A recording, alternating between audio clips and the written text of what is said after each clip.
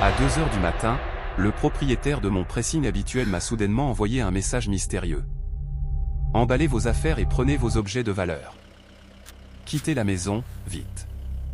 Confuse, je lui ai demandé la raison, mais il a seulement répondu « Vite, ou vous le regretterez toute votre vie ». Je suis donc parti et au matin, quand je suis revenu observer ma maison de loin, ce que j'ai vu m'a laissé hystérique, incrédule. Il s'est avéré que le propriétaire du pressing m'avait sauvé la vie. Mais avant que l'histoire ne commence, s'il vous plaît, écrivez dans les commentaires depuis quelle région vous suivez ce récit. N'oubliez pas d'aimer et de vous abonner pour que cette chaîne puisse continuer à grandir et offrir des histoires encore plus intéressantes. Les aiguilles de l'horloge au mur de la chambre marquaient 2h10 du matin. L'ambiance à l'intérieur de la maison était si silencieuse qu'on aurait dit que les murs retenaient leur souffle. Camille ne fut pas réveillée par un bruit, mais par la vibration de son portable qu'elle avait laissé sur la table de chevet près du lit. La brève lumière de l'écran illumina momentanément la pièce plongée dans le noir, brisant l'épaisse nuit qui enveloppait la chambre principale. Camille cligna des yeux, tentant de rassembler ses esprits encore dispersés. Elle tâtonna la table pour trouver son portable, supposant que peut-être son mari, Guillaume, qui était en voyage d'affaires, lui envoyait un message ou simplement un « bonne nuit » tardif. Cependant, le nom sur l'écran n'était pas celui de Guillaume, c'était un numéro qu'elle n'avait pas enregistré, mais qui avait pour photo de profil le logo du pressing où elle allait toujours. Camille fronça les sourcils en plissant les yeux à cause de la luminosité de l'écran. Elle ouvrit le message WhatsApp avec un sentiment de confusion mêlé à une étrange inquiétude. Le message provenait de Monsieur Henri, le vieux propriétaire du pressing, dont la boutique se trouvait à seulement 2 rues du quartier résidentiel de Camille. Le contenu du message était très étrange et cela n'avait aucun sens qu'il lui soit envoyé à une heure aussi indue. Le message était bref, mais son ton était urgent. Monsieur Henri demandait à Camille de ne pas poser de questions. Il lui disait d'emballer immédiatement ses objets de valeur, comme les actes de propriété de la maison, les bijoux et son portefeuille, et de quitter la maison à l'instant même sans allumer la lumière principale. Le cœur de Camille commença à battre plus vite, mais son bon sens tentait de dissiper la panique. Elle pensa que peut-être Monsieur Henri s'était trompé de numéro ou que le portable du vieil homme avait été piraté par un plaisantin. Camille était sur le point de reposer le portable et de se rendormir, considérant cela comme une simple nuisance nocturne qui ne méritait pas d'attention. Camille connaissait Monsieur Henri comme un homme très poli et réservé. Le vieil homme ne parlait jamais beaucoup au-delà des questions de linge sale et propre, et encore moins enverrait-il un message avec un ton aussi alarmant au milieu de la nuit. Camille sentait que cette action ne correspondait absolument pas au caractère de Monsieur Henri qu'elle avait connu au cours des 3 dernières années. Juste au moment où Camille allait fermer les yeux à nouveau, son portable vibra une fois de plus. Un message avec une image arriva du même numéro. Avec une curiosité qui commençait à se transformer en peur, Camille téléchargea l'image. La photo était un peu floue car elle avait été prise avec peu de lumière et semblait utiliser le zoom maximum de l'appareil. Cependant, l'objet sur la photo était suffisamment clair pour Camille. C'était la photo d'une berline noire garée de l'autre côté de la rue, juste en face de la maison de Camille, mais dissimulée par l'ombre d'un grand arbre sur le trottoir. Camille reconnut la plaque d'immatriculation de la voiture. C'était la voiture de Guillaume. Son sang sembla se glacer. Guillaume était censé être en voyage depuis l'après-midi même. Son mari lui avait dit au revoir avec une grande valise pour une affaire immobilière de 3 jours. Guillaume avait même embrassé son front et lui avait fait un signe de la main lorsque le taxi qui venait le chercher était arrivé. Camille avait vu son mari partir de ses propres yeux. Alors, pourquoi la voiture personnelle de Guillaume était-elle de l'autre côté de la rue de sa maison à cette heure si matinale? Des questions terribles commencèrent à inonder son esprit. Guillaume était-il revenu en secret? Si c'était le cas, pourquoi n'entrait-il pas dans la maison pour dormir dans ce lit confortable avec elle? Pourquoi restait-il silencieux à l'intérieur de la voiture dans l'obscurité? Un 3e message arriva. Cette fois, c'était plus effrayant que les précédents. Monsieur Henri écrivit que Camille devait lui faire confiance. Monsieur Henri disait qu'il voyait quelqu'un à l'intérieur de la voiture surveiller la fenêtre de la chambre de Camille. Monsieur Henri la suppliait de faire vite ou elle le regretterait toute sa vie. Le sommeil de Camille disparut complètement, remplacé par un torrent d'adrénaline. Elle se leva lentement du lit. Ses pieds nus touchèrent le carrelage froid. Elle se souvint de l'instruction de Monsieur Henri de ne pas allumer les lumières. Se fiant à la faible lueur de la lune qui filtrait à travers les rideaux, Camille rampa lentement vers la fenêtre. Elle n'osa pas ouvrir les rideaux en grand, les doigts tremblants. Elle écarta juste légèrement un coin du tissu, suffisamment pour qu'un œil puisse regarder au dehors. La rue de la zone pavillonnaire était déserte comme un cimetière. Les faibles réverbères créaient des ombres longues et effrayantes. Les yeux de Camille parcoururent le trottoir d'en face jusqu'au point montré sur la photo de Monsieur Henry. Effectivement, la berline noire était là. Le moteur était éteint, les feux aussi. Mais Camille put voir un faible reflet de lumière venant de l'intérieur de l'habitacle. Quelqu'un allumait un briquet. La petite flamme illumina le visage du conducteur pendant une fraction de seconde. Camille plaqua sa main sur sa bouche pour ne pas crier. Même si ce ne fut qu'un instant, elle reconnut le profil de ce visage. Ce n'est Aquilin, la forme de cette mâchoire. Elle le connaissait très bien. C'était Guillaume. Son propre mari était assis dans la voiture de l'autre côté de la rue, fixant intensément la fenêtre de la chambre où Camille se trouvait à présent. Ce regard n'était pas celui du désir ou de l'affection que Camille avait l'habitude de voir. Même à distance, l'aura froide et menaçante semblait trop réelle. Camille recula lentement de la fenêtre, les jambes faibles, et s'assit par terre, adossée au mur sous la fenêtre. Sa respiration était agitée, mais elle essaya de la retenir pour ne pas faire de bruit. Son esprit était un tourbillon. Elle tenta de rationaliser la situation. Peut-être que Guillaume lui préparait une surprise. Mais quel genre de surprise était-ce d'espionner sa propre maison au petit matin? Non, ce n'était pas une surprise. L'instinct primaire de Camille lui criait qu'elle était en grand danger. Jusqu'à présent, Camille avait l'impression que sa vie était parfaite. Guillaume était un mari dévoué, un entrepreneur prospère et parlait toujours avec douceur. Il ne lui avait jamais crié dessus ni fait de mal. Cependant, la scène de l'autre côté de la rue fit s'effondrer toute cette image parfaite en un instant. Quelque chose n'allait vraiment pas et Monsieur Henry savait quelque chose que Camille ignorait. Camille regarda à nouveau l'écran de son portable, écrivit avec des doigts tremblants, demandant ce qui se passait réellement. Mais Monsieur Henry ne répondit pas à sa question. Le teinturier envoya seulement des instructions plus spécifiques. Monsieur Henry dit à Camille de prendre un sac immédiatement, d'y mettre son passeport, son livret d'épargne et ses bijoux, puis de sortir par la porte de la cuisine. Monsieur Henry insista sur un point qui fit se dresser les poils sur les bras de Camille. Monsieur Henry lui interdit formellement de marcher sur le parquet de la partie centrale du salon. Le vieil homme n'expliqua pas pourquoi, il dit seulement que c'était dangereux. La confiance de Camille envers son mari commença à se fissurer, remplacée par l'instinct de survie. Si ce qu'elle avait vu était vrai, que son propre mari surveillait la maison tel un prédateur guettant sa proie, alors Camille n'avait d'autre choix que de fuir. Elle ne savait pas où aller, mais elle savait qu'elle ne pouvait pas rester dans cette maison. Ce foyer, qui avait toujours été son château, l'endroit où elle se sentait le plus en sécurité, s'était soudainement transformé en une cage terrifiante. Camille se leva, les genoux tremblants. Elle devait faire vite avant que Guillaume, ou qui que soit la silhouette dans la voiture, ne décide d'entrer. Dans l'obscurité de la chambre, Camille commença à s'activer. Elle n'alluma pas une seule lumière. Elle connaissait l'emplacement de ses affaires par cœur. Elle ouvrit le tiroir de la coiffeuse, prit une petite boîte à bijoux et la glissa dans son sac. Elle saisit son portefeuille et son portable. Son esprit s'égarait vers les bontés de Guillaume, tentant de nier la réalité qu'elle avait sous les yeux. Mais l'image du visage froid de Guillaume dans la voiture, éclairée par la flamme du briquet, la hantait. Camille réalisa que cette nuit, sa vie allait changer pour toujours. Elle ne savait pas quel péché elle avait commis ou quel secret son mari cachait. Mais une chose était sûre. L'avertissement du teinturier était la seule bouée de sauvetage qu'elle avait à ce moment-là. Camille prit une grande inspiration, essayant de calmer les battements de son cœur qui semblaient sur le point d'exploser. Elle enfila à la hâte un foulard qui était accroché derrière la porte de la chambre. Il n'y avait pas de temps pour se préparer. Elle devait devenir un fantôme dans sa propre maison, se déplacer sans bruit, sans lumière et sans laisser de traces. Elle regarda la porte de sa chambre, imaginant ce qui l'attendait de l'autre côté. La peur de l'inconnu lui serrait la gorge. Mais la peur de la silhouette dans la voiture était bien plus grande.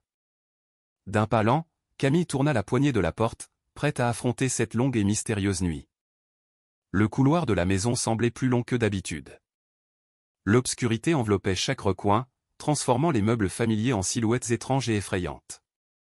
Camille marchait sur la pointe des pieds, retenant son souffle chaque fois que le sol craquait doucement sous ses pas. Elle serrait son sac contre sa poitrine, comme s'il pouvait être un bouclier contre le danger qui la guettait. Les instructions de Monsieur Henry résonnaient dans sa tête. Ne passe pas par le salon, ne marche pas sur le parquet. Camille dut faire un détour par le couloir latéral qui menait à la salle à manger pour pouvoir atteindre la cuisine. Chaque pas ressemblait à un pari sur la vie ou la mort. L'ouïe de Camille s'aiguisa, captant chaque petit bruit dans la maison. Le bourdonnement du réfrigérateur résonnait comme le rugissement d'un moteur. Le bruit du vent s'infiltrant par la ventilation ressemblait au murmure d'un étranger. Elle se sentait observée, même si elle savait que Guillaume était dehors. La peur qu'il y ait quelqu'un d'autre dans la maison commença à envahir ses pensées. Camille continua d'avancer collée au mur, évitant le centre des pièces. Elle passa devant le salon, où elle et Guillaume avaient l'habitude de regarder la télévision en riant. À présent, cette pièce ressemblait à une grotte sombre prête à la dévorer.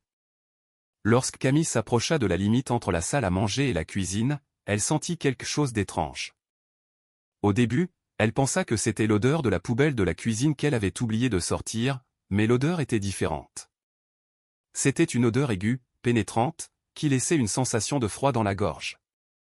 Ce n'était pas l'odeur caractéristique d'une fuite de gaz de ville avec ses effluves de soufre. Cela ressemblait plus à l'odeur de produits chimiques industriels, comme un mélange d'essence, de solvant et de quelque chose de plus lourd et piquant. L'odeur devint plus forte lorsqu'elle entra dans la zone de la cuisine. Camille se boucha le nez avec le bord de son foulard. Ses yeux se remplirent de larmes à cause du picotement. Camille réalisa que la source de l'odeur provenait du bureau de Guillaume, dont la porte était à côté de la cuisine. Cette pièce était toujours fermée à clé. Guillaume interdisait à quiconque d'y entrer, y compris Camille, prétextant la confidentialité des documents de ses clients. Jusqu'à présent, Camille avait obéi parce qu'elle respectait la vie privée du travail de son mari. Mais cette nuit, l'odeur qui filtrait sous la porte du bureau lui fit réaliser que cette pièce cachait quelque chose de bien plus dangereux que de simples contrats. Son instinct lui dit que si elle allumait la moindre flamme dans cette zone, toute la maison pourrait exploser en 1000 morceaux. Une sueur froide parcourut le dos de Camille. Elle était de plus en plus convaincue que l'avertissement de Monsieur Henry n'était pas une plaisanterie. Cette maison, son refuge, s'était transformée en une gigantesque bombe à retardement et le détonateur était probablement entre les mains de son propre mari. Camille accéléra le pas vers la porte arrière qui menait au garage attenant. Ses mains tremblaient violemment pendant qu'elle cherchait la clé dans la serrure. Elle pria intérieurement pour que la clé ne se coince pas. Le bruit du déclic à l'ouverture de la serrure lui parut assourdissant, la figeant sur place un instant. Elle craignait que le bruit ne s'entende jusqu'à la rue. Elle attendit quelques secondes. Silence. Aucun bruit de pas courant vers elle ne se fit entendre. Camille poussa doucement la porte. L'air froid de la nuit frappa son visage, apportant un léger soulagement après l'odeur suffocante de produits chimiques à l'intérieur. Elle sortit furtivement, refermant la porte avec une infinie précaution. Elle était maintenant dans le garage latéral. Sa petite citadine y était garée. Camille remercia le ciel d'avoir toujours garé la voiture face à la sortie. Une habitude que son père lui avait enseignée. Elle monta dans la voiture. Ses mains tremblaient tellement qu'elle laissa tomber les clés sous le siège. La panique faillit la faire pleurer. Elle tâtonna le sol de la voiture dans l'obscurité. Sa respiration était saccadée. Elle imagina Guillaume apparaissant soudainement à la vitre de la voiture pour la briser. Ses doigts touchèrent enfin le métal froid des clés, elle les ramassa rapidement et les mit dans le contact. Cependant, elle hésita. Démarrer le moteur de la voiture ferait beaucoup de bruit. Ce bruit serait sûrement entendu par Guillaume, qui était de l'autre côté de la rue. Camille réfléchit vite, desserra le frein à main puis, de toutes ses forces, poussa la voiture pour qu'elle roule hors du garage. La rue devant le garage latéral avait une légère pente vers la rue principale du lotissement. La voiture bougea lentement sans le bruit du moteur, juste le son des pneus frôlant doucement le bitume. Camille sauta de nouveau à l'intérieur et laissa la voiture glisser en silence, le plus loin possible de la maison. Son cœur battait au rythme des roues. Elle ne cessait de regarder dans le rétroviseur, craignant de voir les phares de la berline noire à sa poursuite.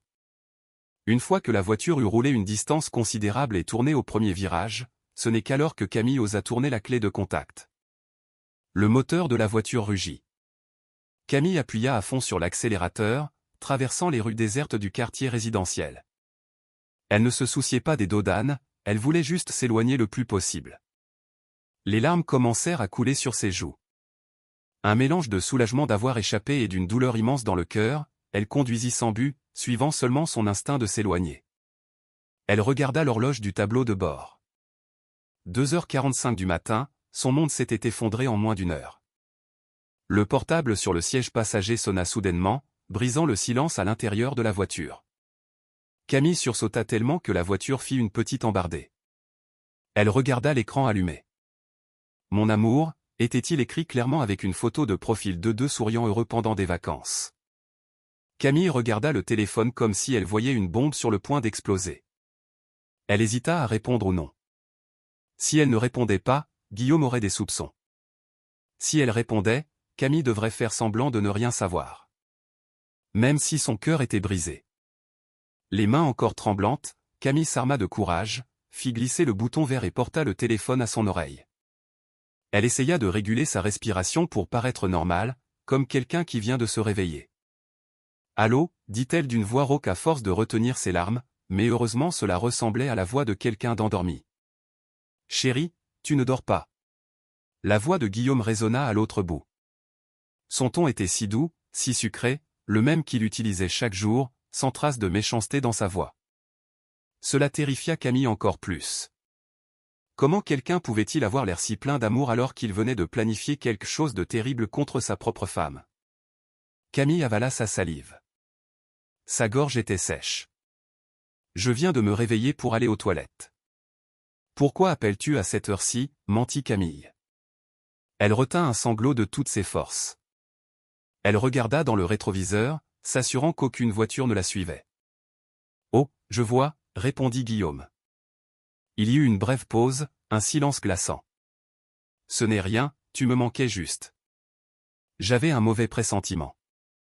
Je voulais m'assurer que tu allais bien à la maison. » « Tu es à la maison, n'est-ce pas, chérie ?» La question semblait simple, mais pour Camille c'était un piège. Guillaume l'attestait. Guillaume devait déjà savoir que la maison était vide où il surveillait les mouvements à l'intérieur. « Oui, bien sûr que je suis à la maison. Où irais-je à cette heure-ci » Camille força un petit rire qui sonna tendu.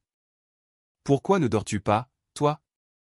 Tu as dit que tu avais une réunion tôt demain. »« Oui, je vais justement me coucher à l'hôtel. »« Bon, si tu es sûr, rendors-toi, chérie. N'oublie pas de bien fermer la porte, dit Guillaume. Cette dernière phrase fut prononcée avec une insistance étrange. « Je t'aime, Camille. »« Moi aussi, » répondit Camille à voix basse. Les larmes jaillirent et mouillèrent ses joues. Elle raccrocha rapidement avant que son sang-froid ne s'effondre. Elle jeta le portable sur le siège passager. Elle avait la nausée. Les mots d'amour de Guillaume venaient de résonner comme un couteau qui lui déchirait le cœur. Camille continua de conduire à toute vitesse à travers la nuit, laissant derrière elle sa maison, ses souvenirs et son ancienne vie, qui s'avérait n'être qu'une farce. Désormais, elle était seule sur une route obscure, accompagnée uniquement par le bruit du moteur de sa voiture et le mystérieux message du teinturier qui lui avait sauvé la vie. Camille savait qu'elle ne pouvait pas rentrer chez elle, pas cette nuit et peut-être plus jamais. Camille conduisit sans destination précise pendant des heures. Le ciel nocturne et dense commença à s'estomper lentement, remplacé par des tons violacés et orangés à l'horizon oriental. Finalement, elle décida de garer son véhicule sur l'aire de service d'une autoroute qui commençait à se remplir de voyageurs matinaux. Son corps semblait brisé, non par l'effort physique, mais par la tension mentale qui la frappait sans cesse depuis l'aube. Elle coupa le moteur de la voiture et s'inclina sur le siège, fixant le vide. Ses larmes avaient séché, laissant une sensation de brûlure dans les yeux et un vide immense dans la poitrine. Elle se sentait comme une étrangère dans sa propre vie. Après avoir pris un café pour calmer un peu ses nerfs à vif, Camille retourna à la voiture. Elle savait qu'elle ne pouvait pas fuir éternellement. Elle avait besoin de réponses. Avec hésitation, elle ralluma son portable, qu'elle avait éteint pendant le trajet pour que Guillaume ne puisse pas la tracer. Dès que le signal apparut, des dizaines de notifications de messages de Guillaume inondèrent l'écran, demandant d'un ton de plus en plus désespéré où se trouvait Camille. Camille ignora tout cela. Ses doigts tremblaient pendant qu'elle cherchait le contact de Monsieur Henry. Elle appuya sur le bouton d'appel et porta le portable à son oreille, espérant que le vieil homme répondrait à une heure si matinale. Cela ne prit pas longtemps. La voix rauque, mais calme de Monsieur Henry se fit entendre à l'autre bout. Camille le bombarda immédiatement de questions. Elle lui demanda qui était vraiment Monsieur Henry, comment il savait toutes ces choses terribles et pourquoi il l'avait aidé. Monsieur Henry écouta toute la panique de Camille sans l'interrompre. Lorsque Camille fut à bout de souffle et se tut, Monsieur Henry parla. Sa voix était plane, sans excès d'émotion, comme s'il expliquait une tache de sauce sur une nappe, alors que ce qui était discuté était la vie d'une personne. Monsieur Henry demanda à Camille de prendre une grande inspiration avant d'écouter son explication. Il commença à raconter que ses soupçons avaient débuté 2 jours plus tôt, lorsque Guillaume avait apporté un tas de linge sale à son pressing. Normalement, c'était Camille qui apportait le linge, mais cette fois-là, Guillaume était venu seul avec l'excuse qu'il passait par là. Lorsque Monsieur Henry triait le linge avant de le laver, il trouva quelque chose dans la poche d'un pantalon de costume de Guillaume. C'était une procédure standard pour Monsieur Henry de vérifier les poches pour qu'il ne reste pas d'objets de valeur ou de mouchoirs. Dans la poche, Monsieur Henry trouva un ticket de caisse provenant d'un magasin de produits chimiques industriels de la banlieue. La liste des achats était très inhabituelle pour des besoins domestiques normaux. Guillaume avait acheté plusieurs bidons de solvants puissants et de composés de nitrate en grande quantité. Camille écoutait attentivement, serrant le volant de toutes ses forces. Monsieur Henry poursuivit son explication. Il dit que pour une personne normale, ce ticket pourrait ne rien signifier. Mais Monsieur Henry avait un passé qui le rendait sensible à ce genre de choses. Il savait que la combinaison de produits chimiques que Guillaume avait acheté, si elle était mélangée dans les bonnes proportions, pouvait créer un matériau extrêmement inflammable et explosif. Cependant, ces traces étaient souvent subtiles et pouvaient être confondues avec un accident dû à une fuite de gaz. Les soupçons de Monsieur Henry s'intensifièrent lorsqu'il repassa une chemise de travail de Guillaume. Il renifla un résidu très ténu, mais caractéristique dans les fibres du tissu au niveau des manches. Ce n'était ni du parfum ni une odeur de sueur, c'était l'odeur de soufre et d'ammoniac qui s'accroche lors de l'exposition directe à la manipulation de matériaux dangereux. Ce n'était pas tout, Monsieur Henry trouva aussi un petit morceau de papier plié dans une autre poche de la chemise. Le papier était un plan de l'installation de gaz dans la maison de Camille. Sur le plan, il y avait une croix rouge dessinée exactement au point de raccordement principal de la tuyauterie dans la zone de la cuisine et du bureau. Monsieur Henry réalisa que Guillaume planifiait un scénario d'accident parfait. Guillaume voulait que la maison explose et brûle violemment, comme s'il y avait eu une fuite de gaz naturel. Et le moment de l'exécution était cette nuit-là. Alors que Guillaume feignait d'être hors de la ville pour se créer un alibi solide, il voulait que Camille soit à l'intérieur de la maison au moment de l'explosion. Camille eut la nausée en écoutant cette explication détaillée. Elle ne pouvait pas croire que son mari, la personne qui dormait à ses côtés chaque nuit, fût capable de planifier un meurtre avec autant de sang-froid. Camille demanda d'une voix faible quel était le motif derrière tout cela. Monsieur Henry garda le silence un moment avant de répondre sur un ton inquiet. Il raconta à Camille qu'il y a quelques semaines, il avait surpris une conversation téléphonique de Guillaume alors que ce dernier récupérait des vêtements au pressing. Guillaume parlait de toucher une grosse somme d'une assurance vie. Monsieur Henry avait ensuite enquêté un peu de son côté et découvert que la police d'assurance vie au nom de Camille venait d'être mise à jour avec une couverture faramineuse, Guillaume étant l'unique bénéficiaire. Toutes les pièces du puzzle s'assemblèrent enfin dans la tête de Camille. L'attitude douce de Guillaume ces derniers temps, son voyage d'affaires soudain et son insistance pour que Camille ne sorte pas de la maison ce soir-là afin de se reposer. Tout cela faisait partie d'une mise en scène mortelle. Guillaume avait besoin de cet argent, pour quelque raison que ce soit, et la vie de Camille en était le prix. Monsieur Henry avait sauvé Camille non seulement parce qu'elle était une cliente fidèle, mais parce que sa conscience ne pouvait permettre qu'un tel crime se produise sous ses yeux. Monsieur Henry conclut son explication en demandant à Camille de garder son calme et de ne pas agir précipitamment. Il lui dit de retourner aux abords de sa maison exactement à 7 heures du matin, mais seulement pour observer de loin. Monsieur Henry dit qu'il avait déjà contacté une connaissance dans la police et lui avait remis les premières preuves qu'il avait trouvées. Camille raccrocha le téléphone avec des sentiments mitigés. Sa peur s'était maintenant transformée en une rage brûlante, mais elle réalisa qu'elle ne pouvait pas affronter Guillaume physiquement. Elle devait faire confiance au plan de Monsieur Henry. Le soleil avait déjà commencé à se lever, illuminant un monde qui semblait différent pour Camille. Elle démarra le moteur de sa voiture et recommença à conduire vers la maison, qui n'était plus son foyer, mais une scène de crime. Dans son esprit, L'image du visage souriant de Guillaume s'était transformée en celle d'un monstre terrifiant. Camille jura dans son cœur qu'elle ne se laisserait pas être une victime passive. Si Guillaume voulait la guerre, Camille s'assurerait que son mari perde lamentablement. Camille gara sa voiture à 3 rues de chez elle, derrière une rangée de commerces qui n'avait pas encore ouvert. Suivant les instructions de Monsieur Henry de garder une distance de sécurité, elle s'approcha à pied de son quartier résidentiel, cachant son visage derrière un masque et des lunettes de soleil pour ne pas être reconnue par les voisins qui auraient pu être rassemblés. Son cœur battait la chamade à mesure qu'elle approchait. De loin, elle pouvait déjà voir une foule de gens au bout de la rue. Le son des sirènes de police brisait la tranquillité matinale de ce quartier huppé. Camille accéléra le pas, se mêlant aux résidents curieux qui se pressaient pour voir ce qui se passait. La scène devant sa maison lui coupa le souffle. La maison n'était pas détruite par une explosion comme elle le craignait, mais son état était tout aussi effrayant. Un ruban de police jaune et noir encerclait tout le périmètre de la propriété. La porte principale était détruite, apparemment forcée par une équipe d'intervention. Plusieurs fenêtres étaient brisées, des dizaines de policiers en uniforme et plusieurs en civil entraient et sortaient avec divers équipements. Un camion de pompiers était également de garde dans la rue, bien qu'aucun feu ne fût visible. Apparemment, la police avait agi juste à temps. Avant que Guillaume ne puisse activer le détonateur, Camille se glissa parmi un groupe de voisines qui cancanaient avec animation. Elle parlait de la descente de police qui avait eu lieu à l'aube. Elle disait que la police avait fait irruption dans la maison alors qu'il faisait encore nuit. On avait entendu des cris et des bruits de lutte venant de l'intérieur. Camille tendit l'oreille, essayant d'absorber toutes les informations possibles sans attirer l'attention. Ses yeux fixaient la maison de ses rêves, qui ressemblait maintenant au squelette d'un navire naufragé. La pelouse qu'elle avait l'habitude d'entretenir avec soin était maintenant piétinée par les bottes des agents. Soudain, la foule recula lorsque plusieurs policiers sortirent par la porte principale en portant des preuves. Ils sortirent plusieurs gros bidons contenant un liquide scellé, ainsi qu'un ensemble de câbles et de détonateurs électroniques d'apparence complexe. C'étaient les preuves du plan diabolique de Guillaume, qui avait été déjoué.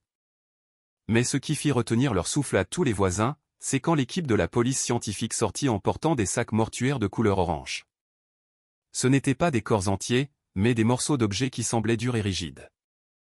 Les murmures des voisins s'intensifièrent lorsqu'une agente découvrit accidentellement un peu l'un des sacs, révélant quelque chose de blanchâtre et jaunâtre. C'étaient des ossements humains. Camille sentit ses genoux flancher. Monsieur Henry ne lui avait rien dit de tout cela. Il s'avérait que sa maison n'était pas seulement prévue pour être le lieu du meurtre de Camille, mais qu'elle était déjà la tombe d'une autre personne. Apparemment, la police avait abattu un mur dans le bureau de Guillaume, l'endroit où Camille avait interdiction d'entrer. Derrière le mur, recouvert d'un luxueux papier peint, Guillaume cachait son secret le plus sombre. Camille fut horrifiée de penser qu'elle avait vécu, mangé et dormi dans une maison dont les murs abritaient un squelette humain. Elle se sentit profondément trahie en réalisant qu'elle avait partagé le même toit qu'un tueur de sang-froid. Le point culminant de la tension arriva quelques minutes plus tard. La porte de la maison s'ouvrit à nouveau en grand et cette fois, 2 policiers corpulents sortirent entraînant quelqu'un. C'était Guillaume. Son apparence était chaotique, sa chemise était déchirée, son visage couvert de bleu et ses mains fermement menottées dans le dos. Il résistait en criant que tout était un malentendu et qu'on lui avait tendu un piège, mais personne ne l'écoutait. Le beau visage dont il avait toujours été si fier était maintenant couvert de sueur, de peur et de la poussière des gravats du mur. Guillaume ressemblait à une bête sauvage prise au piège. Ses yeux cherchaient désespérément une issue. Alors que la police le conduisait vers la voiture de patrouille, les pas de Guillaume s'arrêtèrent un instant. Ses yeux balayèrent la foule des voisins qui se moquaient de lui et alors leurs regards se croisèrent. Bien que Camille portât un masque et des lunettes, Guillaume sembla reconnaître la silhouette de sa femme. Les yeux de Guillaume s'écarquillèrent. Un mélange de surprise et de haine. Il réalisa que Camille était toujours vivante, debout là, témoin de sa chute. Guillaume essaya de crier le nom de Camille, mais un policier le poussa brusquement à l'intérieur de la voiture de patrouille. La portière claqua, les séparant. Camille resta paralysée, son corps tremblant non pas de froid, mais sous le choc de voir l'homme qu'elle avait aimé autrefois être emmené comme un criminel. Au milieu du chaos, un officier de police s'approcha de la foule et demanda aux citoyens de se disperser. Camille recula lentement, essayant de s'éloigner avant que quelqu'un ne la reconnaisse. Cependant, elle vit une silhouette qu'elle connaissait debout dans un coin, près d'un réverbère, observant tout avec calme. C'était Monsieur Henry. Le vieil homme était immobile, les bras croisés sur la poitrine et le visage impassible, sans expression de victoire. Il fit juste un léger signe de tête vers Camille, un signal que la première phase était terminée et que Camille était en sécurité. Camille rendit le signe de tête avec les yeux embués de larmes, le remerciant en silence. Dans la poche de sa veste, le portable de Camille vibra à nouveau. Cette fois, ce n'était pas Guillaume, mais un message du numéro de Monsieur Henry. Le message était bref, mais lourd de sens. Ce n'est que le début, madame. La police a trouvé un coffre-fort derrière ce mur. Il ne contenait pas seulement de l'argent, mais des preuves de crimes plus graves. Vous devez être forte, car après cela, vous serez appelée comme témoin. N'ayez pas peur, la vérité est de votre côté. Camille essuya ses larmes, redressa le dos et fit demi-tour pour s'éloigner de la foule. Elle savait que le chemin à parcourir serait long et difficile, mais au moins elle était toujours en vie pour le parcourir. Elle n'était plus la Camille naïve et soumise. Aujourd'hui, sous le brillant soleil du matin, une nouvelle Camille était née des décombres de la trahison de son mari. Camille était assise, pensive, sur une chaise en métal froide dans la salle d'attente bondée et bruyante du commissariat. Le son des téléphones, le bruit de frappe sur les claviers et les cris des agents créaient une atmosphère étouffante. Elle portait toujours les mêmes vêtements avec lesquels elle avait fui à l'aube, mais maintenant elle les sentait collants de sueur froide et de la poussière de la rue. Une jeune agente de police lui apporta un gobelet d'eau chaude, mais Camille n'y toucha même pas. Son esprit était toujours dans le jardin de sa maison, qui était maintenant devenue la scène de crime la plus effrayante de la ville. L'image de Guillaume, traîné par la police, se répétait dans sa tête comme un disque rayé, démolissant chaque doux souvenir qu'ils avaient construit durant leurs 5 années de mariage. Camille sentait la moitié de son âme engourdie, tandis que l'autre moitié brûlait d'une colère qui n'avait pas encore trouvé d'exutoire.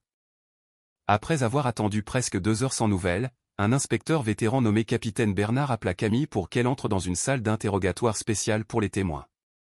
La pièce était petite, aux murs blancs et défraîchis, éclairée seulement par un long néon qui bourdonnait doucement. Au centre de la pièce, il y avait une vieille table en bois avec 2 chaises face à face. Camille s'assit, cachant ses mains tremblantes sous les plis de son long foulard. Le capitaine Bernard s'assit en face d'elle et ouvrit un épais dossier rouge contenant le rapport préliminaire de la police scientifique et les résultats de la perquisition au domicile de Camille. Le regard de l'homme d'âge mûr était perçant, mais transmettait une sympathie sincère, comme s'il avait trop souvent vu des épouses brisées par les crimes de leur mari. L'inspecteur entama la conversation en demandant ses informations de base et la chronologie des faits selon la version de Camille. D'une voix brisée, parfois interrompue par des sanglots contenus, Camille raconta tout. Elle raconta le mystérieux message de Monsieur Henry à 2 heures du matin, la photo de la voiture de Guillaume de l'autre côté de la rue, l'instruction de ne pas allumer les lumières et sa fuite dramatique par la porte de la cuisine. Camille remit également son portable comme preuve afin que la police puisse voir les messages d'avertissement et sa dernière communication avec Guillaume. Le capitaine Bernard écouta attentivement, prenant des notes de temps à autre dans son carnet sans interrompre le récit de Camille. Lorsque Camille termina sa déposition, un bref silence emplit la salle.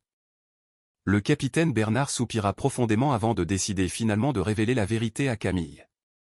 Il dit que Camille avait le droit de savoir qui était vraiment l'homme qui avait dormi à ses côtés tout ce temps.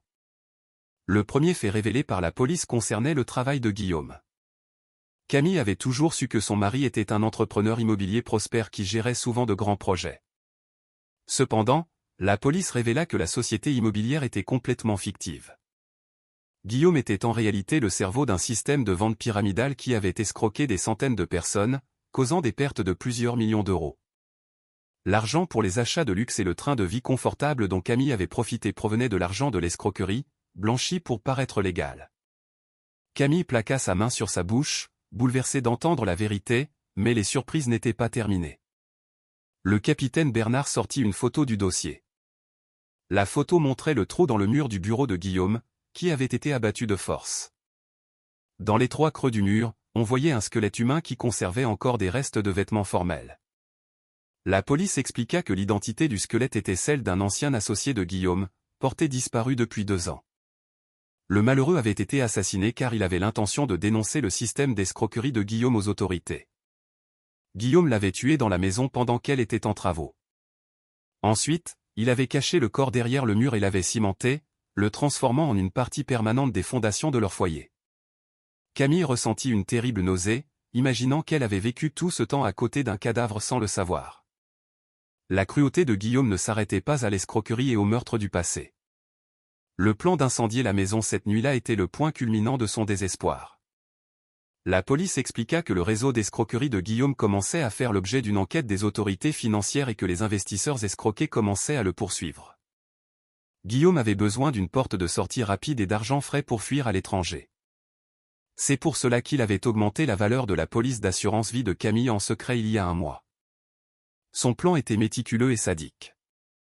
Il ferait exploser la maison avec Camille à l'intérieur, réclamerait l'argent de l'assurance pour la mort de sa femme dans un accident de gaz, puis disparaîtrait pour toujours avec une nouvelle identité. S'il n'y avait pas eu la perspicacité de M. Henry voyant le ticket de caisse des produits chimiques, Camille ne serait plus que cendre à l'heure qu'il est. Le capitaine Bernard lui montra alors un sac en plastique transparent contenant des preuves trouvées dans les poches de Guillaume lors de son arrestation. À l'intérieur, il y avait 2 billets d'avion en classe affaires pour un vol aller simple vers un pays voisin.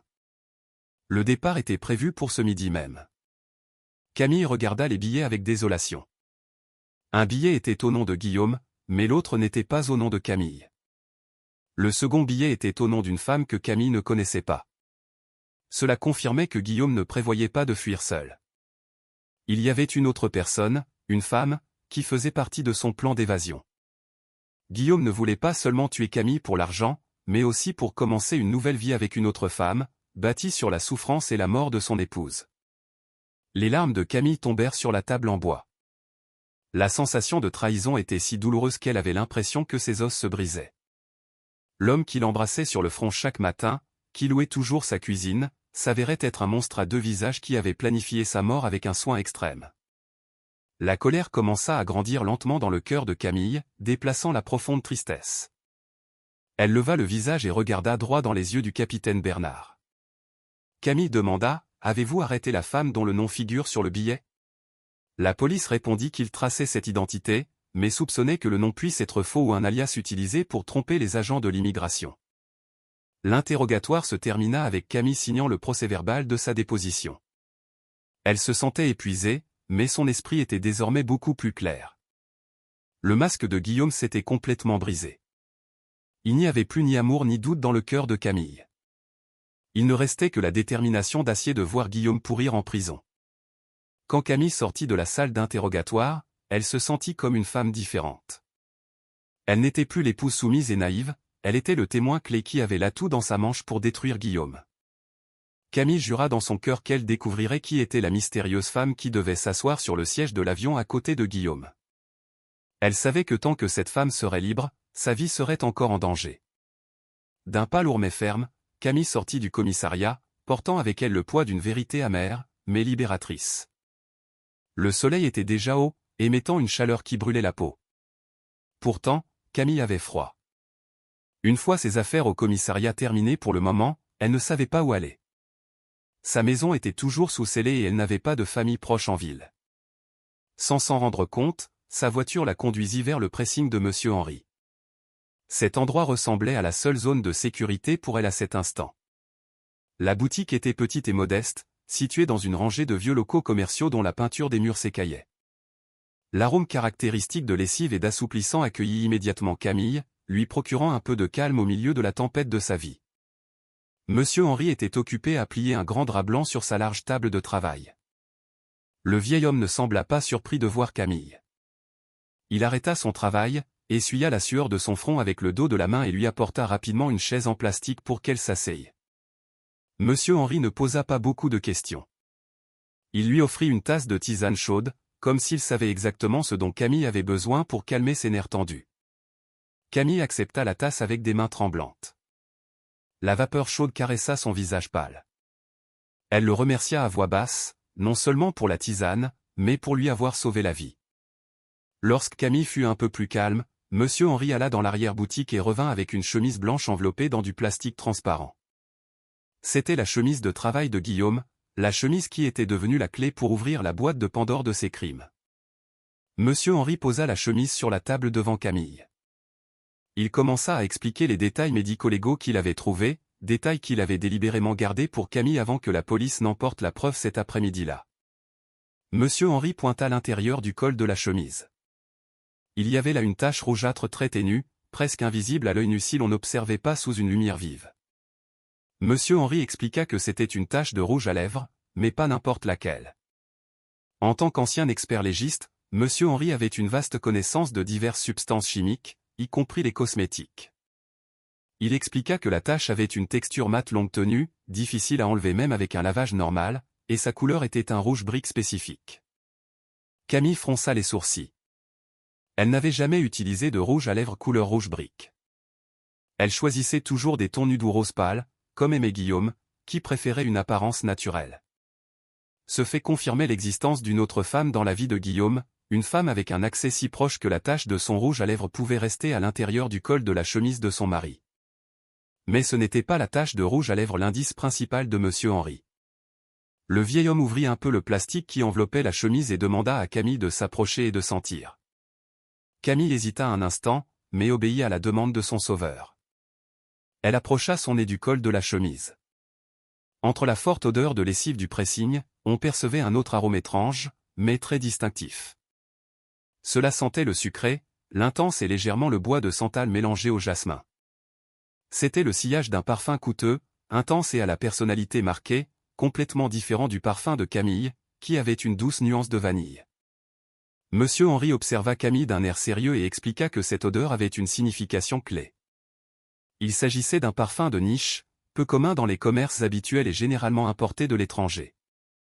Sa tenue était remarquable, pouvant persister plusieurs jours sur les fibres de coton. Monsieur Henry conseilla à Camille de rester vigilante. Il pressentait que la femme qui portait ce parfum n'était pas n'importe qui.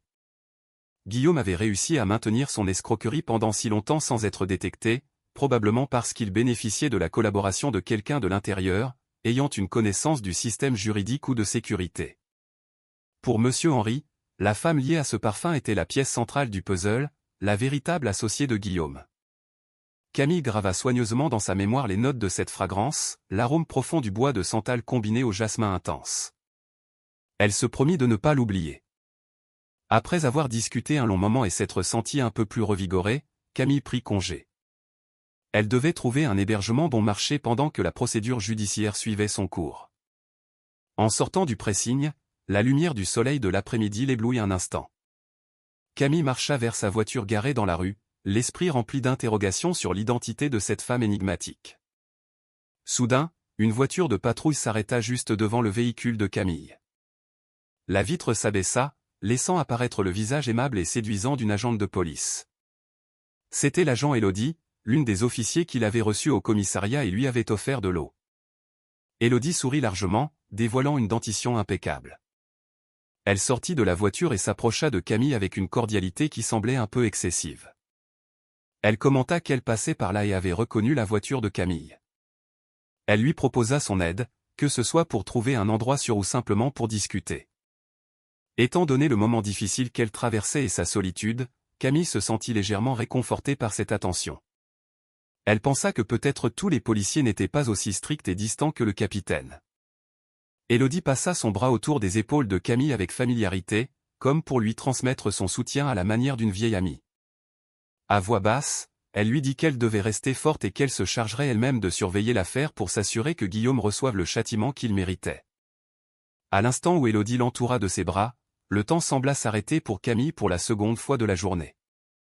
Son nez, appuyé maintenant sur l'épaule de l'uniforme d'Élodie, capta cette odeur, le même arôme qu'elle avait appris à identifier dans le pressing de Monsieur Henry. Le santal dense mélangé à la douceur intense du jasmin était identique, inconfondible. Le cœur de Camille s'effondra dans sa poitrine. Son regard se dirigea involontairement vers les lèvres souriantes d'Élodie. Elles étaient d'un ton rouge brique mat, exactement comme celui décrit sur la tache du col de la chemise de Guillaume. Son sang se glaça et un frisson parcourut tout son corps. La femme qui l'étreignait maintenant, qui lui offrait sa protection et feignait d'être son salut, était la même qui avait laissé sa trace sur la chemise de son époux, la femme dont le nom figurait probablement sur le second billet d'avion. Élodie était la maîtresse de Guillaume et aussi sa complice. Cachée derrière l'uniforme de la loi, Camille retint son souffle et s'efforça de ne pas laisser paraître la surprise sur son visage. Elle comprit qu'elle était piégée dans l'étreinte d'un serpent venimeux, prêt à attaquer à tout moment. En quelques secondes, elle devait se transformer en une actrice impeccable pour protéger sa propre vie. Elle répondit à l'étreinte avec raideur et esquissa un sourire faux tandis que son esprit lançait des signaux d'alarme. L'ennemi était juste en face d'elle. Son cœur battait violemment, comme s'il voulait sortir de sa poitrine. L'odeur de santal qui émanait de l'uniforme de l'agent Élodie devenait asphyxiante, c'était la manifestation physique de la trahison. Malgré tout, Camille savait qu'elle ne pouvait pas perdre son calme. Si elle réagissait brusquement ou s'écartait soudainement, Élodie pourrait soupçonner que sa couverture avait été découverte. Rassemblant le peu de courage qu'il lui restait, Camille maintint l'étreinte rigide et fit semblant de sangloter doucement sur l'épaule d'Élodie, utilisant cette apparente fragilité comme un bouclier pour dissimuler la terreur qu'elle ressentait. Intérieurement, Camille priait Dieu de lui accorder la force nécessaire pour affronter cette femme vénéneuse. Élodie se détacha lentement, l'observant avec une expression de compassion feinte. Elle essuya même une larme inexistante du coin de l'œil, agissant comme si elle partageait sa douleur. Finalement, Élodie invita Camille à s'asseoir dans un café tranquille, situé à peu de distance de là. Son excuse était qu'elle voulait discuter de l'évolution de l'affaire de Guillaume de manière plus privée, sans les interruptions de la bureaucratie du commissariat. Élodie prétexta qu'il y avait certaines questions délicates que Camille devait connaître pour sa propre sécurité. Camille réalisa que c'était un piège, mais elle savait aussi que c'était une occasion en or d'obtenir des informations ou même de tendre un piège à Élodie. D'un faible signe de tête, Camille accepta l'invitation. Elles conduisirent dans des voitures séparées vers le café. Durant tout le trajet, les mains de Camille tremblaient en tenant le volant. Elle profita du moment seule dans la voiture pour envoyer un message rapide à Monsieur Henry. Elle écrivit qu'elle était avec l'agent Élodie en route vers un café de la rue principale et qu'elle savait désormais qu'Élodie était la femme au parfum. Monsieur Henry répondit rapidement, lui donnant des instructions fermes pour qu'elle reste vigilante, ne mange ni ne boive rien et maintienne activée la fonction de partage de localisation de son portable. Monsieur Henry rappela également à Camille de commencer à lancer l'appât concernant la fausse preuve dont ils avaient discuté plus tôt. En arrivant au café, Élodie choisit une table dans un coin de la salle assez dissimulée à la vue des autres clients. L'ambiance était tamisée et tranquille, l'endroit parfait pour une conversation secrète ou un plan malveillant. Élodie commanda 2 tasses d'infusion chaude et quelques amuse-bouches. Après le départ du serveur, le visage d'Élodie devint plus sérieux. Elle se pencha en avant, fixant Camille. Élodie commença à poser des questions sur un ton qui se voulait serviable. Elle demanda si Guillaume lui avait déjà confié des documents, des clés ou un carnet spécial. Élodie argua que la police cherchait un livre de compte contenant les données des flux financiers de l'escroquerie de Guillaume et que si ce livre était trouvé, la peine de Guillaume pourrait être plus sévère. Camille, déjà préparée mentalement, afficha un visage innocent et confus. Elle secoua faiblement la tête, disant qu'elle n'était qu'une femme au foyer, qu'elle n'avait jamais eu la permission d'entrer dans le bureau de son mari. Camille vit une lueur de déception et d'impatience dans les yeux d'Élodie. Bien que ce ne fût que pour un instant, Élodie continua de presser subtilement, essayant de soutirer à Camille le moindre souvenir concernant d'éventuelles cachettes secrètes que Guillaume aurait pu mentionner. Camille continua de jouer au chat et à la souris, feignant de se souvenir de quelque chose pour ensuite l'oublier, rendant Élodie de plus en plus curieuse et anxieuse. Le serveur arriva avec la commande. 2 tasses de thé au jasmin fumante furent posées sur la table. Élodie invita Camille à boire avec un sourire doux et glaçant. Au moment où Camille allait lever sa tasse, son portable vibra sur ses genoux. Camille regarda sous la table un message de Monsieur Henry. « Ne bois pas. » Elle a mis quelque chose quand le serveur a posé le plateau. Distrait-la. Camille se figea. Elle regarda sa tasse de thé. Un liquide transparent et brunâtre qui semblait inoffensif, mais qui pouvait contenir un somnifère ou une faible dose de poison. Le cerveau de Camille travailla à toute vitesse. Elle devait échanger les tasses ou s'en débarrasser sans qu'elle ne s'en aperçoive. Soudain, elle eut une idée. Elle afficha un visage paniqué et dit qu'elle avait vu passer la voiture de l'avocat de Guillaume par la fenêtre du café. Élodie, surprise, se tourna immédiatement vers la fenêtre derrière elle, tournant le dos à la table. Dans cette fraction de seconde cruciale, Camille, avec des mains tremblantes mais agiles, échangea la position de sa tasse de thé avec celle d'Élodie. Son mouvement fut ultra rapide, propulsé par l'adrénaline de la survie. Quand Élodie se retourna de nouveau vers la table avec un visage confus de n'avoir vu personne, les tasses étaient déjà échangées. Camille fit semblant de continuer à regarder par la fenêtre, disant qu'elle s'était peut-être trompée à cause du stress. Élodie soupira en essayant de calmer Camille puis prit la tasse de thé qu'elle avait devant elle, celle qui aurait dû être pour Camille, et la sirota lentement. Camille retint son souffle, son cœur battant la chamade en voyant son ennemi boire son propre poison. Pour maintenir la farce, Camille leva aussi sa tasse, l'assure, et but un peu. Elles continuèrent la conversation. Camille commença à lancer son appât principal. Dans un murmure, elle dit à Élodie qu'elle venait de se souvenir d'une chose. Camille inventa une histoire sur la façon dont, une semaine plus tôt, Guillaume avait apporté un gros ours en peluche qui, selon lui, était un cadeau pour le fils d'un associé, mais la peluche semblait très lourde et dure au niveau du ventre. Les yeux d'Élodie brillèrent en entendant l'histoire. Elle demanda « Où est cet ours maintenant ?» Camille répondit d'un ton hésitant que l'ours avait été taché par du café renversé, alors Guillaume l'avait apporté au pressing de Monsieur Henri et ne l'avait pas encore récupéré parce qu'il avait été arrêté avant. Camille dit qu'elle soupçonnait que la clé du coffre-fort ou le livre de compte se trouvait dans le ventre de l'ours. Élodie tenta de dissimuler son excitation, hocha la tête à plusieurs reprises, disant qu'elle s'assurerait de récupérer l'ours le lendemain matin comme preuve, mais l'effet de la drogue dans le thé commençait à se faire sentir. 10 minutes plus tard, le regard d'Élodie devint somnole. Son élocution commença à être incohérente et floue. Elle se massa les tempes, se plaignant d'un mal de tête dû à la fatigue d'une longue journée de travail. Élodie ne réalisa pas qu'elle avait bu le sédatif à haute dose qu'elle avait préparé pour neutraliser Camille et la kidnapper. Voyant l'état affaibli d'Élodie, Camille prit congé sous prétexte qu'elle avait besoin de se reposer. Élodie ne put la retenir car son corps semblait extrêmement lourd. Camille laissa Élodie affalée sur la chaise du café tandis qu'elle sortait, se sentant victorieuse. L'appât avait été mordu et ce soir-là, le véritable piège serait mis en place. La nuit tomba rapidement, apportant avec elle un vent froid qui glaçait jusqu'aux os. Le pressing de Monsieur Henri avait fermé à 21h. L'éclairage extérieur était éteint, laissant la zone commerciale dans l'obscurité. Mais à l'intérieur de la boutique, l'obscurité n'était pas vide. Camille et Monsieur Henri étaient assis en silence derrière le comptoir, cachés parmi des piles de paniers à linge. Ils attendaient en silence, accompagnés seulement par le tic-tac de l'horloge murale qui résonnait de manière assourdissante. Monsieur Henri avait tout préparé. Il connaissait la psychologie des criminels comme Élodie. L'avidité et la peur la feraient agir précipitamment. Après avoir entendu l'histoire des preuves à l'intérieur de l'ours en peluche, Élodie n'attendrait pas jusqu'au lendemain matin. Elle viendrait cette nuit même pour récupérer les preuves et éliminer quiconque se mettrait en travers de son chemin. Et c'est ce qui arriva. Exactement à 23h, on entendit le moteur d'une voiture s'arrêter à une certaine distance.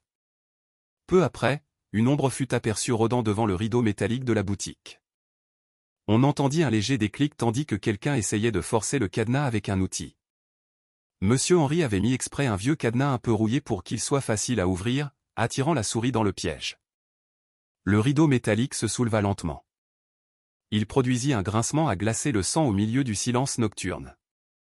Une silhouette vêtue de noir, avec casquette et masque, entra dans la boutique. Depuis sa cachette, Camille put voir la silhouette allumer une petite lampe torche. Le faisceau de lumière balaya la pièce, illuminant les rangées de vêtements soigneusement pendus sous plastique. La silhouette était Élodie.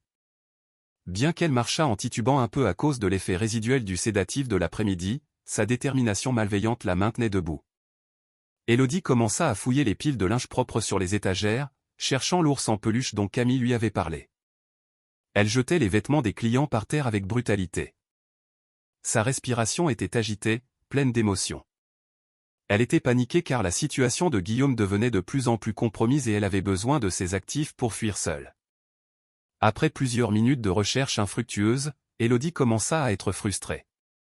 Elle donna un coup de pied dans un panier de linge sale, éparpillant son contenu. C'est alors qu'un projecteur au centre de la pièce s'alluma soudainement, éblouissant Élodie et l'obligeant à se couvrir les yeux avec le bras. Monsieur Henri apparut derrière un rideau, debout, droit et calme. Dans sa main, il ne tenait pas une arme à feu, mais un fer à repasser à vapeur brûlant qui rejetait de la fumée blanche dans l'air, créant un effet dramatique et intimidant. Élodie, surprise, sortit son arme de service de sa ceinture et la pointa sur Monsieur Henri. Sa main tremblait, mais ses yeux reflétaient une claire intention de tuer. Elle hurla à Monsieur Henri de lui remettre l'ours en peluche.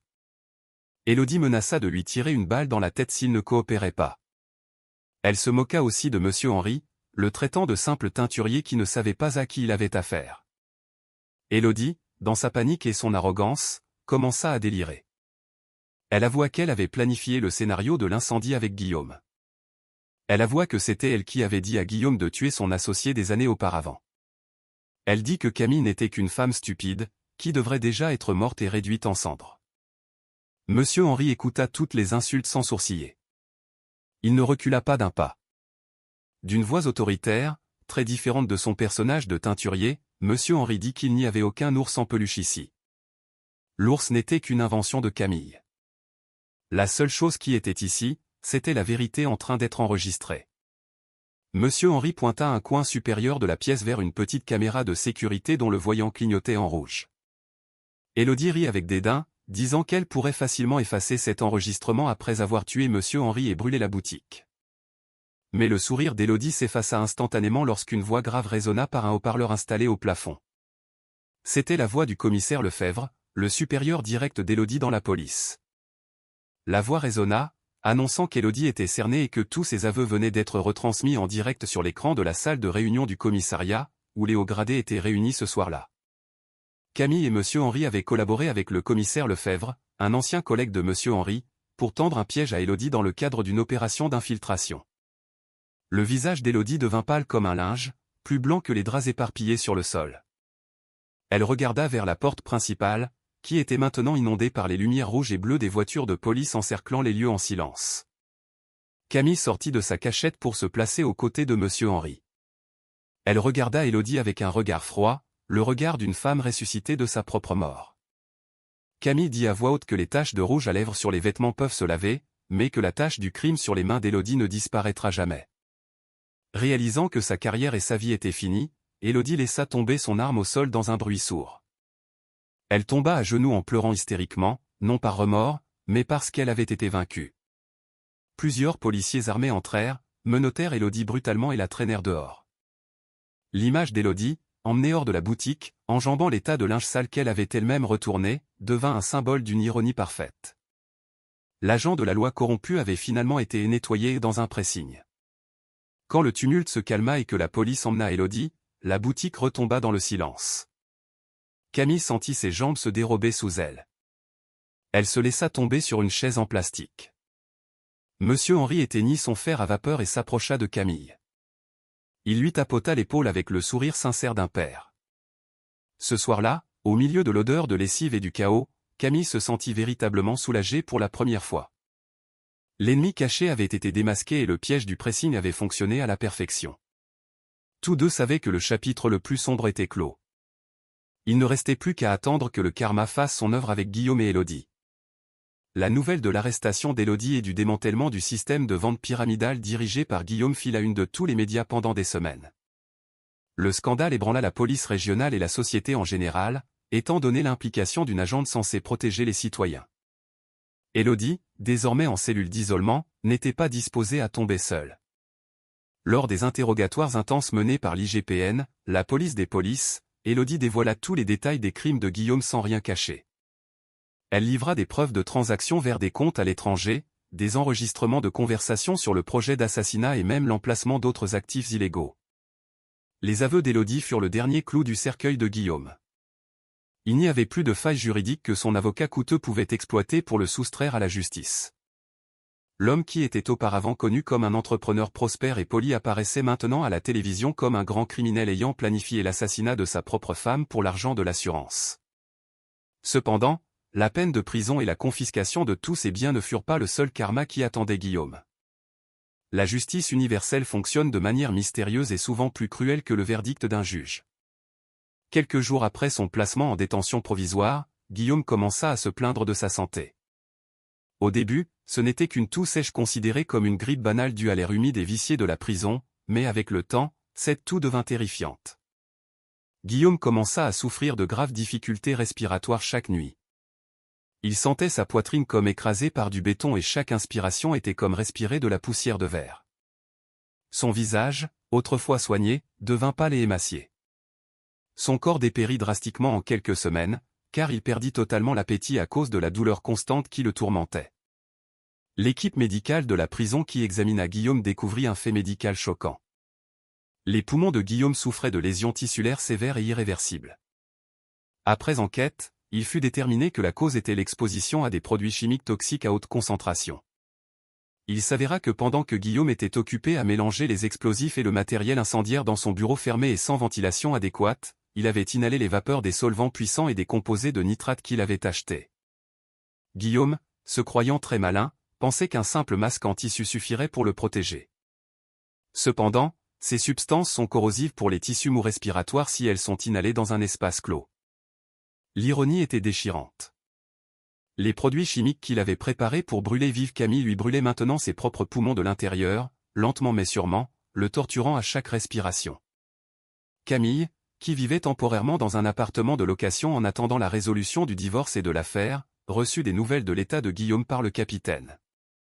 Bien que son cœur se fût endurci, elle ressentit l'impulsion de voir Guillaume une dernière fois, non pour pardonner ni pour s'apitoyer sur son sort. Camille voulait s'assurer de ses propres yeux que le monstre qui avait tourmenté sa vie était véritablement vaincu. Elle voulait refermer le livre de son ancienne vie avec un point final ferme. Ainsi, par un après-midi nuageux, Camille se rendit au complexe pénitentiaire, accompagnée de Monsieur Henri, qui la veillait fidèlement à distance. Camille portait ses plus beaux vêtements. Son visage était frais et serein, un contraste marquant avec l'image de l'épouse brisée que Guillaume s'attendait peut-être à voir. L'ambiance au parloir de la prison était sombre et sentait l'humidité.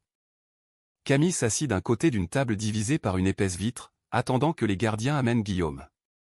Lorsque la porte en fer de l'autre côté s'ouvrit, Camille reconnut à peine la silhouette qui marchait avec difficulté, escortée par les gardiens.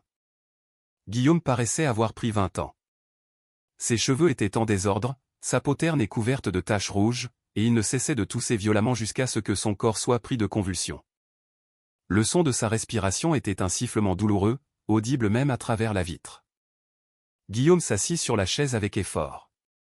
Ses yeux regardèrent Camille avec une expression difficile à interpréter, un mélange de honte, de désespoir et des derniers vestiges de la manipulation qu'il tentait encore d'exercer.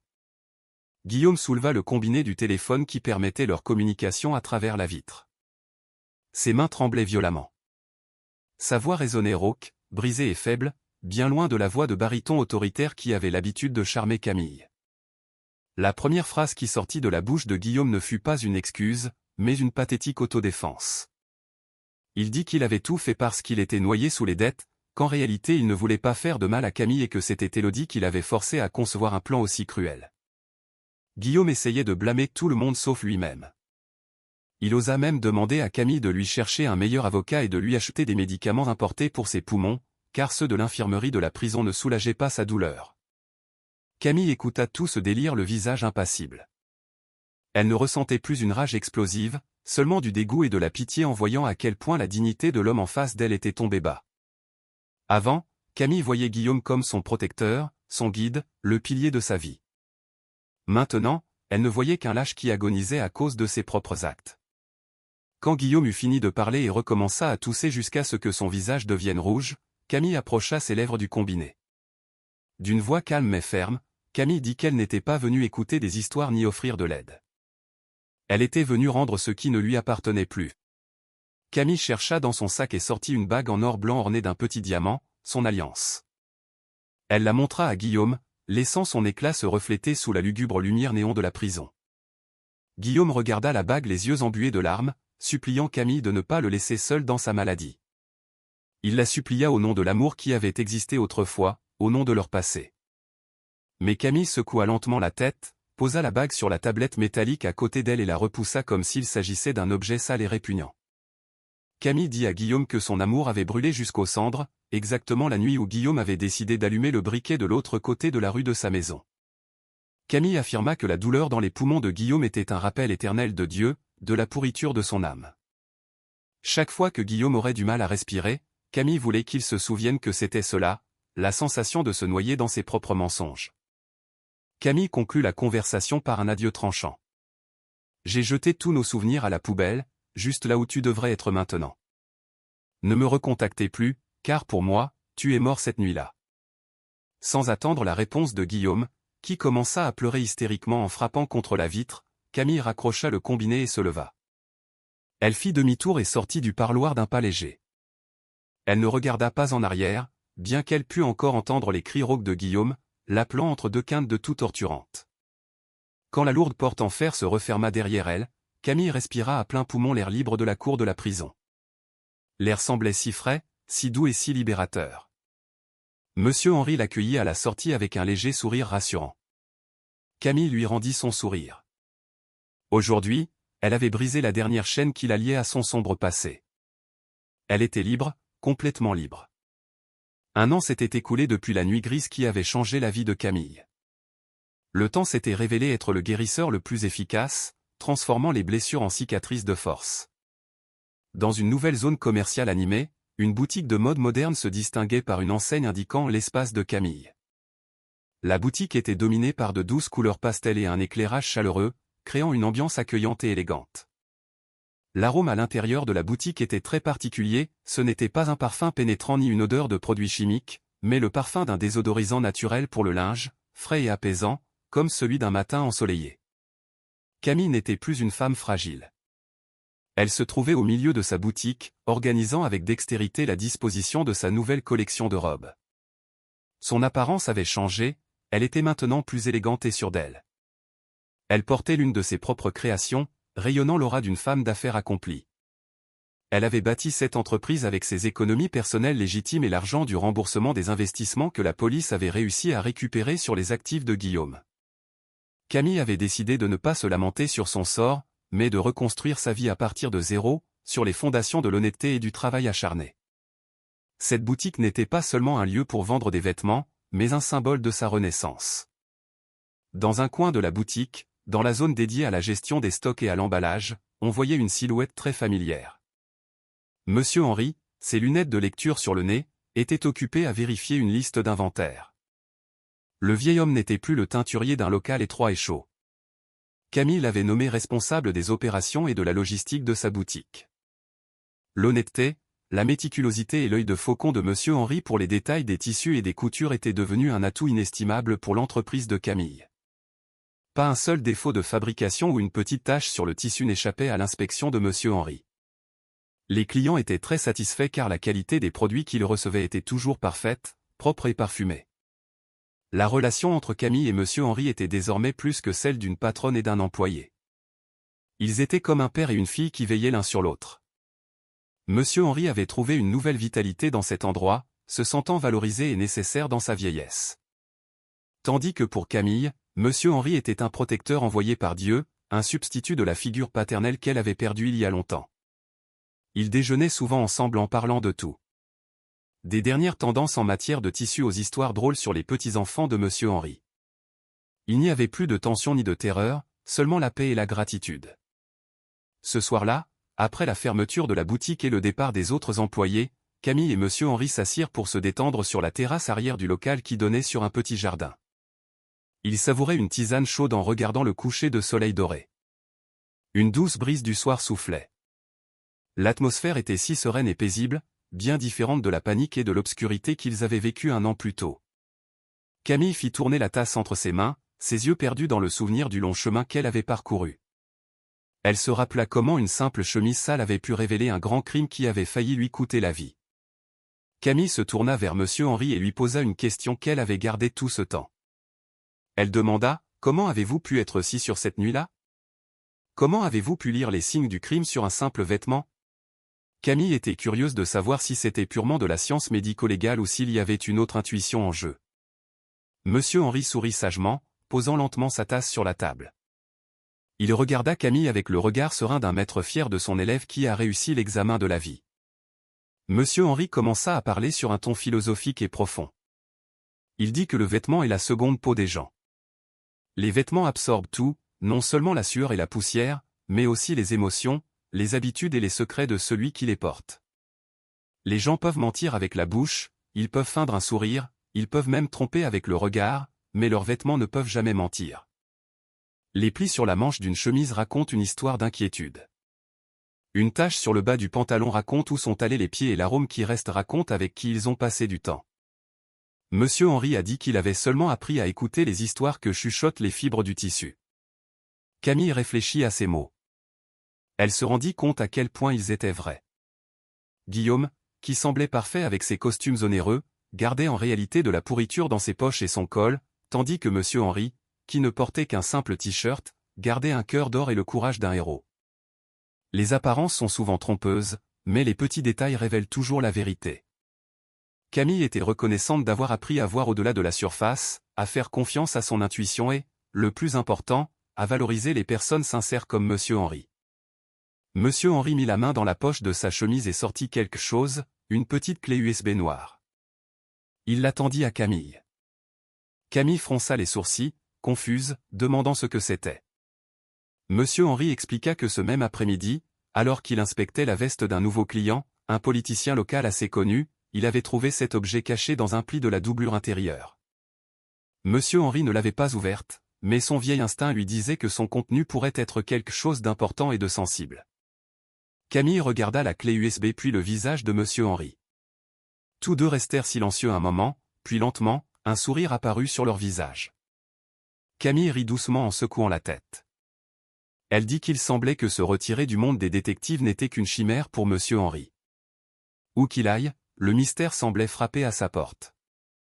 Mais cette fois, Camille ne ressentit pas de peur. Elle se sentit mise au défi. Elle saisit la clé USB et dit à Monsieur Henri qu'il devrait peut-être vérifier son contenu ensemble le lendemain matin. L'histoire se termine avec l'image de Camille et Monsieur Henri riant sous le ciel du crépuscule. La caméra semble s'éloigner lentement d'eux, montrant la vie de la ville qui continue. Ailleurs, Guillaume se tord de douleur dans une froide cellule de prison et Élodie regarde un mur vide avec un regret qui durera toute la vie.